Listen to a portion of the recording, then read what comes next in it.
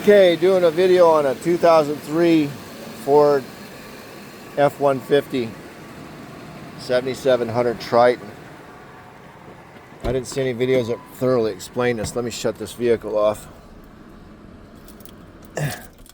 So I started having problems with the power steering pump. Got into it and one of the bolts had fallen out before I bought it. So I want to try and explain the process here, how to do this. Some of the tools you're going to need a breaker bar, 1/2 inch. You're going to need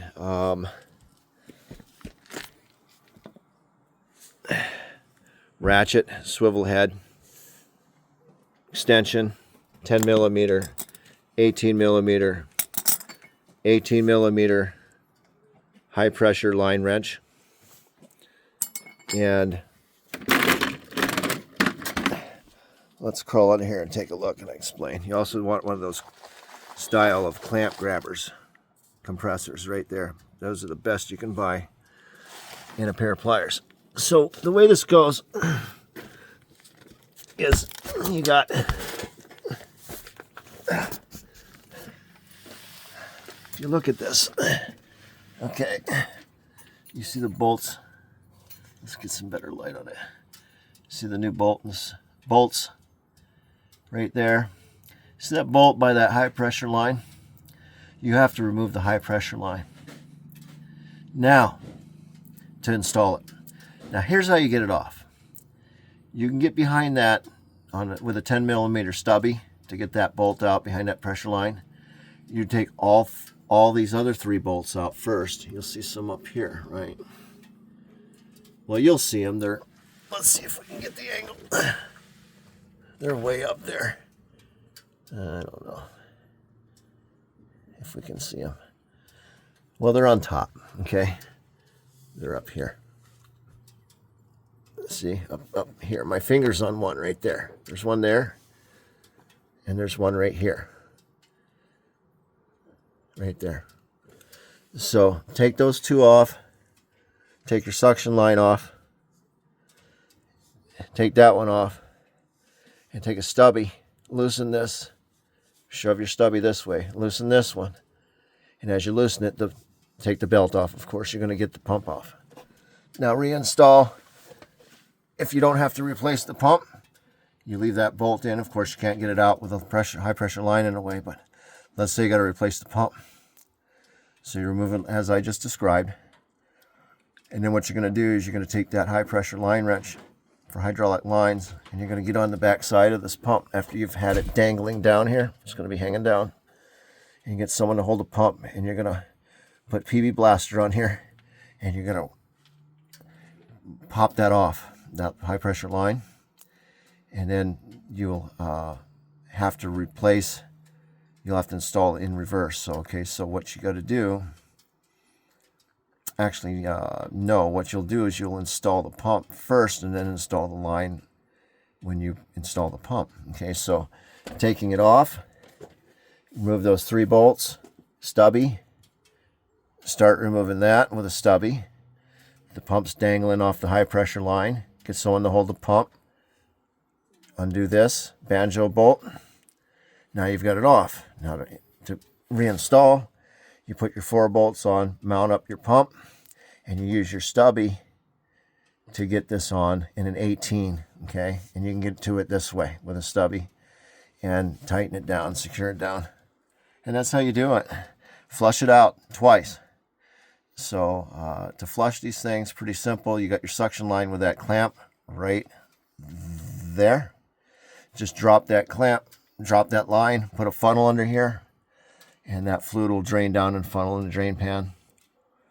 And you're going to get the truck up on jacks, okay? You want 2 jacks so that you can turn the wheels. So when you're flushing this, you have that line disconnected. Someone's inside, the vehicle is not running, and you're going to turn the wheel all the way to the left, all the way to the right, and cycle that back and forth without the motor running to press all the fluid out of the steering system, the rack and pinion system. Then you're going to put that suction line back on. You're going to fill the reservoir. You're not going to start the truck. You're going to turn the wheel all the way to the left, all the way to the right, cycle back 3 or 4 times, keep filling the reservoir. And then once the reservoir is full and you've cycled the wheels back and forth fully 4 or 5 times, you're going to start the vehicle and immediately be prepared to add more fluid. Now, what fluid do you use? Okay, let's go to the garage, because this is a 2003 F150, and calling everybody, they're at the Ford dealerships, they're saying Mercon 3. So I want to show you something here. So, of course, they don't make Mercon 3, I don't think. If they do, it's hard to find. This is what I used. So let's take a look here.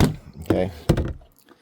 So this is multi-vehicle ATF, which is what one dealership told me to use in the Ford brand. Okay. But you see where it says Dextron 3 or Mercon 4 or 5, excuse me. 5, I believe, synthetic. 3 is non-synthetic. Okay.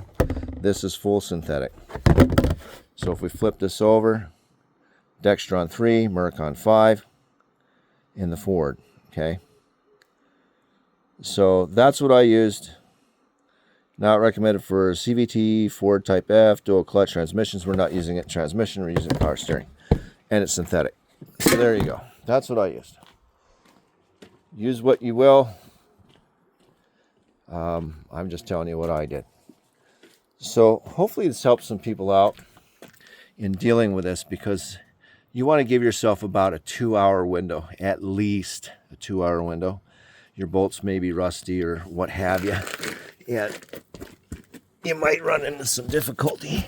I'll tell you what, that belt, that Serpentine belt, is a big pain. Big pain. If you don't do them all day long. I'm sure the mechanics at Ford are laughing at me right now, but hey, I don't do this every day. One thing you can do, you don't need to take the shroud off. You don't need to take the fan off. Just what I did is just take this top cover off, right? To allow more light to get down in here so we can see what we're doing.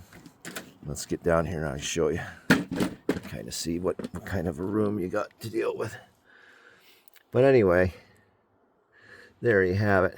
Some tips on the belt. I mean, they've got the diagram on this cover here for the belt, how to run it. And if you look here, I'm going to try and explain this and make it easy for you guys. 5-4, okay? Here's how you want to think about this. This belt has to go all the way around all of this, right? All the way around. So the best way when you're laying on your back is to remember, you've got to get it around here, and then you're going to shove it up through, and then get it around these. I believe that's idler pulley, and this should be, I got to think, what is that? That is the, this is the crank. That's the fan. This is the AC, idler pulley, and that's the alternator. And I don't remember what the hell this was over here on the side, whatever. But let's give you a bird's eye view here. How that goes. Okay, let's take a look. See? Come on, light. Power steering pump. Duh. What I just replaced. Okay, so see it? Come around here. So it wraps around here, goes around that idler pulley, or that idler pulley just puts tension on it. That's your tensioner pulley. Okay. And